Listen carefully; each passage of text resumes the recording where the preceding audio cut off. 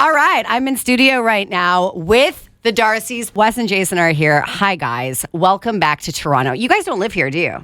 No, not anymore. We moved. Where are you? We moved to Los Angeles. Right? That's kind of cliche, fancy. but I guess so. If you have Instagram, you might know that we live there. But it's a wonderful place to be. But coming here, and playing a show here, it's just like, it's the most important city to us. Do you have a whole bunch of buds here that when you play a show, they're just so amped and they cannot wait to run to see you? Can't wait to ask for the guest list. Yeah. No, it's been amazing. Like, the show sold out. Everyone, when we conceived of it, we were like, we'll play a 100-person show just because we're in town. Right. And it didn't work out because every band in the world is touring. Right. And so this is the first show we could get, and it's like, quite a lot bigger than that. And the support has been amazing. So yeah, I guess we do have friends here, but I'm also like, who are these other people that are coming? I have no idea. Oh, there's fans out there of your music. Who knew? Right? Apparently, yeah. I guess. So you guys have been doing, you've opened for a couple shows, you've done some festivals. How is it going to feel to do like your own show tonight? Do you do anything differently? Well, you play for another extra 45 minutes, which is wild. Yeah. It's more like a marathon set. official. You gotta keep the energy up. Yeah. You gotta pace We've yourself. been running the 5Ks, and now we got to run the marathon. So that's a bit stressful, but it's great because we get to play the songs that people really want to hear. We've been really trying to engage with people on the internet to see what they want to hear. So have you been on Spotify looking at your top listened to songs? Yeah, but we were just running polls on Instagram and stuff, and people were like, "This is the song we want." I was like, "That's the song you want." Ones, yeah, it kind of blew my mind. But we are going back to the 5K on Friday and Saturday to play with the Blue Zones in London and Hamilton. Ah, nice. So you're doing your show in Toronto tonight at Adelaide Hall. Mm-hmm. Then I think you're going to London, right? That's tomorrow, and then you're going to Ottawa. Is that right? Hamilton. What? Yeah. And then TBD. And then back to LA for a week, and then we come back here for a little surprise. Oh wow! Okay, what is something that you like to do while you're here in Toronto? Oh, this is the number one Michelin star snubbed restaurant is the first thing we do every time we go. Jerk King. Oh, it's so good. We talk about it. We're like, this is our favorite place to go, and people are like, oh, what are you talking about? Like, that place, no. And then you eat the food. It stands up every time and never disappoints. So I have never eaten there. Well, I know. Shame. I'm going to Consider bring it next time. Consider it. Now you have something to look forward to. Okay, no, you're right. You're right. You're right. And then again and again and again. Yeah. It's actually dangerously close to our studio, so we try to limit ourselves. We should say we also are big coffee drinkers. Yeah. And there's a place in Sterling Junction called Ethica Coffee Roasters, and we are dropping a coffee just came out yesterday.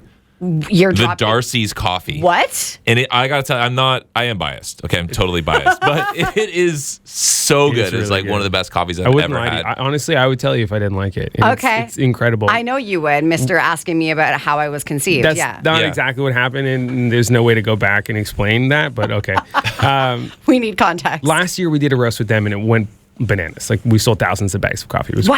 And then this year we amped it up, and it's wilder and more exciting flavors, and we're really excited about it. That's awesome. Yeah. I'm a big avid coffee drinker, so I'm definitely going to... This is your stuff, yeah. We're going to be selling it at the show tonight. Okay. Yeah. That's right. Is it with the merch? Yeah, we're gonna have Jerk King for sale as well, I think. We should get them to set up a little hot table. Yeah, I don't know why we didn't think about it until now. The Darcys tour of Toronto is our favorite things to do. It's just like a market. Yeah, coffee and jerk chicken I feel would go really well together, though. I like that. I like coffee with spicy food. It's like a nice lunch. It is a nice or breakfast. So you guys released Fear and Loneliness in the year 2020. Are you just playing the songs from that album now? Or did you get to do any touring back when you released the album? Yeah, this is 2 years late. It's the release party, it feels like. Yeah. In a lot of ways. Yeah. And it's funny because we played Warring. We released Warring at Adelaide Hall 8 years ago. Whoa. So we haven't really grown that much in 8 years. But it just happened to be that we're playing there again, and that this is how it turned out. So yeah, we didn't get to do that much. So playing a lot of these songs, even for the first time tonight, which is wild. And you're going to see now how those songs are going to be live, and how you're going to take them to new levels. They're going to be amplified. Or if people don't like them. People will love them. That's good. Come on, there's hardly any tickets left for tonight. It's sold out. It's sold out now. Sold out. It happened. We got the word. Yeah. Okay. So we didn't even need to come here. Yeah, why are you here? Yeah, I don't know. Yeah, we gotta go. We have a lunch appointment actually. Yeah, we gotta go straight to Jerk King right now. Yeah. Okay, so I have to ask you about your new music video. Their song is called Wash Away, and it's so good. We're going to play it. I love it. I think it's so catchy, but I love the bridge too. Like, I think it's really powerful. Did you guys have a blast making that music video? No, it was unseasonably frigid in California. Yeah, where we were shooting that near LA that day, and it was. So we were like, okay, it's gonna be a long day. We're gonna be in and out of the pool. We're gonna be in and out of the ocean. There's all sorts of water imagery, obviously with Washed Away. We have various outfits, but they're all gonna get soaking wet. But whatever, it's gonna be great. Yeah, and we're like. Also, there's a hot tub there, so if we get really cold, we can chill in the hot tub. We get there, warm in the hot overcast, freezing cold, hot tub is broken. No. Like, we were in like space blankets and stuff. Like, Jason, we had to like stop filming because he had turned like purple. We're like, can we fix this in the color grade later? And they're like, no, dude, you don't look okay. But in the best part is just that when when we get like literally washed away in the ocean, like that was just by chance. Like, we just got hit with this rogue wave. You're both so calm during it. It's just happening. I was just numb. Like, my brain had kind of like shut down a bit, and I couldn't feel my body. And all of a sudden, like, as we're getting swept out to sea, funny enough, like, there's a line about the riptide in the song, and as we walk up to this beach. And, it's a golden hour, and there's this big sign like "Riptide's active, no lifeguard on duty," and we're like setting up our instruments in the water, and the waves are trying to pull us out to sea. And we're like, "Oh, this is a disaster." My drums are like still like floating like around San Diego or something right now. But Cassie, the director, like was in the pool and in the ocean with us, and really like committed to the whole thing. And now they've passed from hypothermia, but the videos. The video is great. Rest in peace. Okay, I have to ask you because I was just talking about this. I just thought of this right now, by the way. Spontaneous question. Last week, I was talking about Avatar, the new movie that's coming out. 3 hours long. Yes, and all of the actors had to hold their breath underwater for a certain amount of time, and they all beat Tom Cruise's record of like 6 minutes. No one can beat Tom Cruise. Even Sigourney Weaver beat it. She's like, I don't even, 65? 100? How long do you guys think that you could hold your breath underwater? I never even want to try doing that.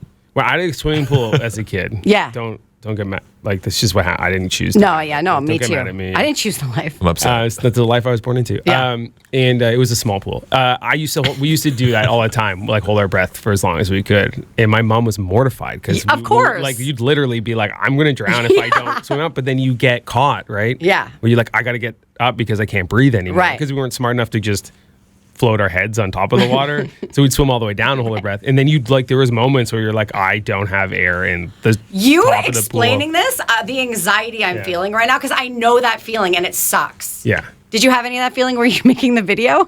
Well, one time, we did take, when we got hit with that wave, like it kind of cuts and then we were actually like, well, when you're tumbling in the wave with a drum kit, and I'm wearing a guitar, and then the guitar cable, which I don't know what we have, we were like, make it look believable, even though we're like in the ocean, obviously. There's plugs in the ocean. But the cable started like wrapping around my feet, and we're fully dressed in like soaking wet, heavy clothes. Yeah. So just the whole situation was... I don't think that was. But hey, the video looks great, right? Yeah, the video looks great. It is what we do for art. Yes, of course. Right? Oh, the lengths we go.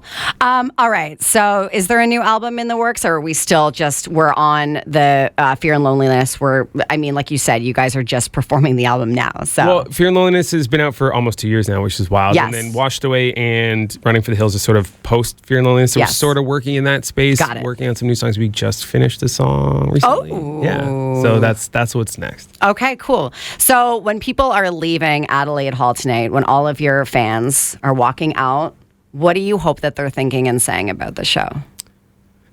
That's okay. Why does it smell like jerking in here?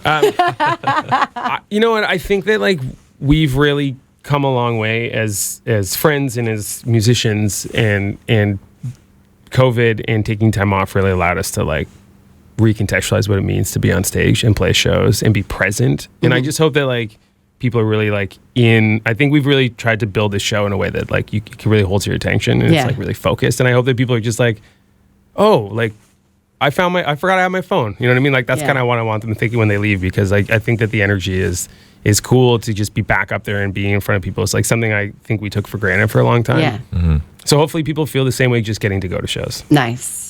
That's very sincere. That was great. That's nice. Made me feel good. Thank you, Beautiful. Well, thank you guys for being here. We can't wait to see the show tonight. And if you didn't get tickets, sorry. Too bad. You'll can't see it go. on Instagram. Hey, you can go to London tomorrow. That's right, in Hamilton. And Hamilton as well. Can't forget about the Hammer. Thanks so much for coming in, guys. Yeah, good to be We're going to play your tune right now. This is Wash Away.